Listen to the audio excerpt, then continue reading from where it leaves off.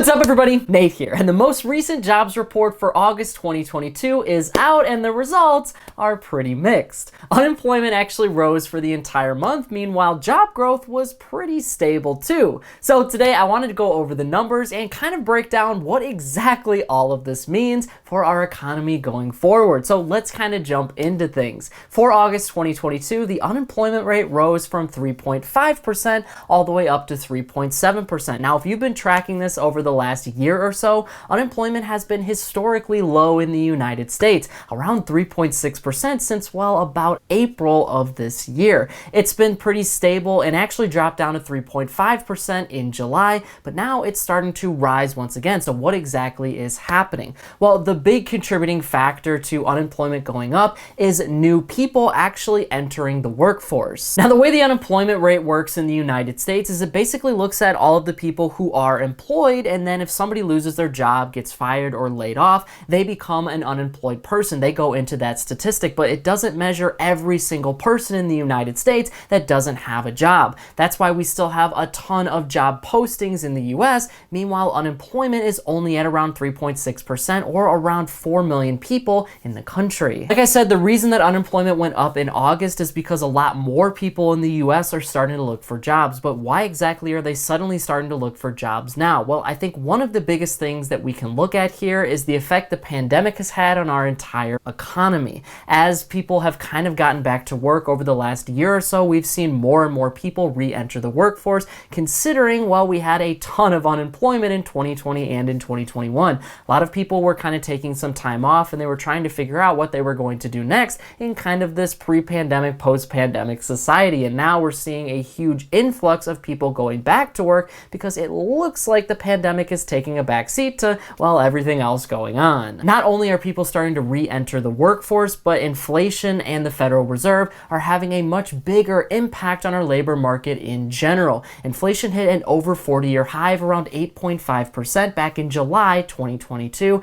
and pretty much throughout the entirety of 2022, the Federal Reserve has been raising its interest rates. Now, inflation is really interesting because that means that prices are going up and people need a whole lot more money, and that includes things for businesses. Businesses also need a lot more money for all of their goods and services too. The producer price index shows us that inflation is going up for them too, and they're trying to cut costs, and one of the ways that they're cutting costs is by firing people. So that's the inflation side, and the other side is of course the Federal Reserve. The Federal Reserve has a huge impact here because they control the money in the United States and they control demand. Over this entire year though, they have been raising their benchmark interest rates. Right now, benchmark interest rates are at a neutral level, meaning they're not really hurting the economy, but they're not really slowing growth either. However, they are slowing growth just enough to kind of take a few more people out of the workforce every single month. Because it's really hard for people to get debt right now or borrow money, that means that businesses are not getting as much investor money as they did in 2021, and people are not starting new businesses. So without as many jobs in our economy, there's gonna be unemployment, and companies are trying to cut costs because they don't have as much of that investor money anymore. And like I said, because inflation is a widespread issue, well, people are not spending as much money buying things in 2022, so businesses aren't getting that money either. It's kind of a double whammy. They're not getting the sales and they're not getting investor liquidity, so they've still got to make a profit one way or another, and one way that they do that is by cutting costs, i.e. people. But so far the jobs numbers are kind of a good thing for the Federal Reserve, and here's why. The Federal Reserve is trying to raise interest rates so they can bring down demand in our economy because inflation is so high. Over the last couple of years, there has been a ton of money circulating throughout our economy. Not only that, the Fed had their interest rates at 0%, so people could go out and get a mortgage or an auto loan or spend on their credit cards very easily because it was inexpensive to do so. The same thing happened from businesses, and in 2021, businesses exploded with hiring. They were hiring so many people and they just needed a lot of that help in order to make more products to help out with demand. The problem is they probably overhired people in 2021 because they had all of this extra liquidity, but now in 2022, they just don't have it anymore. So they're having to cut those extra people right now. Now, as more people are unemployed in the United States, naturally, they're not going to have as much money as they would when they're employed. So if they don't have as much money, they can't go out and spend as much. That brings down inflation and it means that the Federal Reserve's plan is working. But the Fed has to be very careful here in September of this year because they don't want inflation to get too high, but they also don't want the labor market to, well, have unemployment of 6, 7, 8, or 10% plus. If that happens, you're doing more harm than good because now people have even less money to spend and no economic growth can happen at all. And that can have much bigger consequences for our entire country than just inflation getting a little out of hand. And the other positive thing that we saw from this jobs report is that we had over 300,000 plus jobs added for companies in August of this year.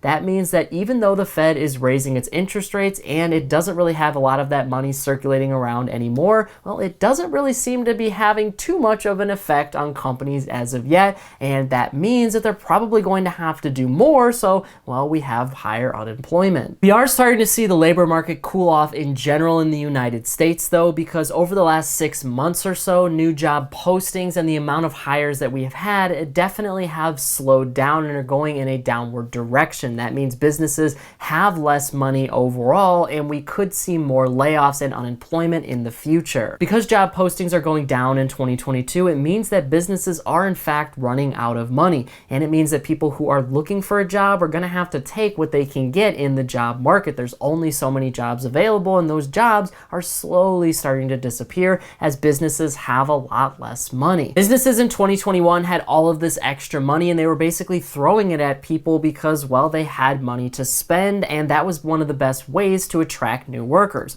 Better pay, better benefits, remote work, and work-life balance. That's everything that workers were asking for. But now in 2022, things are completely shifting. That remote work is starting to go away. Businesses are asking people to come back into the office, whether it's full-time or part-time, every single week. Not only that, but pay and bonuses is also starting to go down. Businesses have a lot more power than they did over the last couple of years, and they know that if you want this job, well, then you're going to have to take the pay because there's not much out there. 2021, it wasn't like that. There was pay everywhere. There were so many other businesses, and if an employee didn't like a job, they just went to another position. Year over year, wages were up by around 5.2%, but inflation was up by over 8%. So workers are still losing a good chunk of their paycheck to inflation. So with a lot of those jobs disappearing, Americans are losing their negotiating power for higher wages, better benefits, better work-life balance. And that all helps the Federal Reserve bring down inflation too, because they know that companies probably hired way too many people at a higher salary than what they could afford.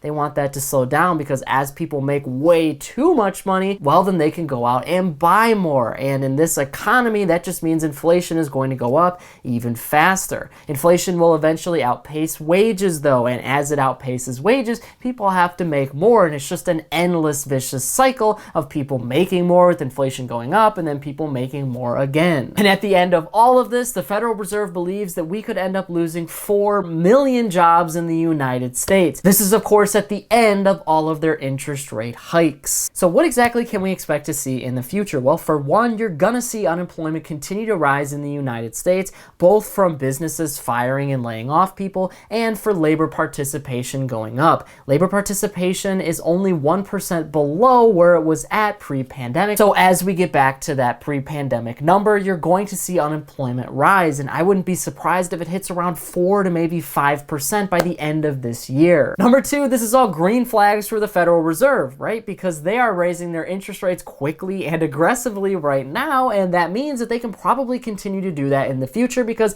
it's not having pretty much any massive impact on businesses thus far. They're still hiring hundreds of thousands of people every single month. Until that number gets much, much lower, they're going to continue to raise their interest rates. They want our labor market to be strong, but they don't want it to be too strong. Number three, we'll continue to watch inflation have an impact on just about everything in our economy as it has over the last couple of months.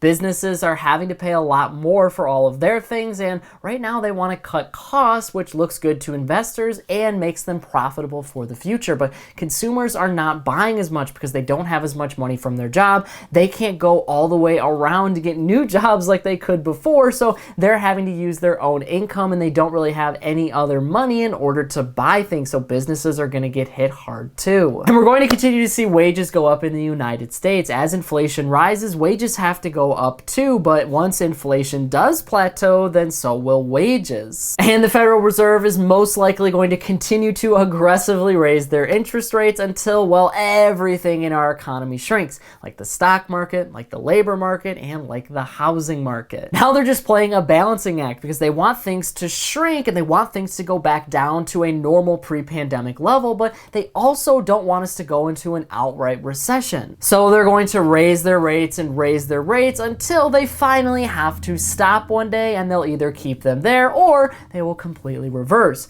That's what we're waiting to see now over the next couple of months, and that is going to paint the future of the rest of our economy. But now I want to hear from you on this issue. What do you think about the most recent jobs report for August? Do you think it's a really positive thing for our economy, or do you think the numbers are terrible and it's just a sign of more bad things to come for our entire economy? Whatever your thoughts are, leave a comment below before you go. But that is it for today's business and financial news breakdown. Thank you so much for watching. If you want to stay up to date with all the top business and financial news from around the country, our team puts together a free daily newsletter, and you can subscribe to it by clicking the link in this corner right here. And if you want to stay up to date with me and everything else happening in the business and financial world, I'm putting out updates 7 days a week over here on this channel, and I've actually got another one ready for you right here, so be sure to check that out before you go. That is it from me, everybody. Be kind out there, and I'll see you all in the next one.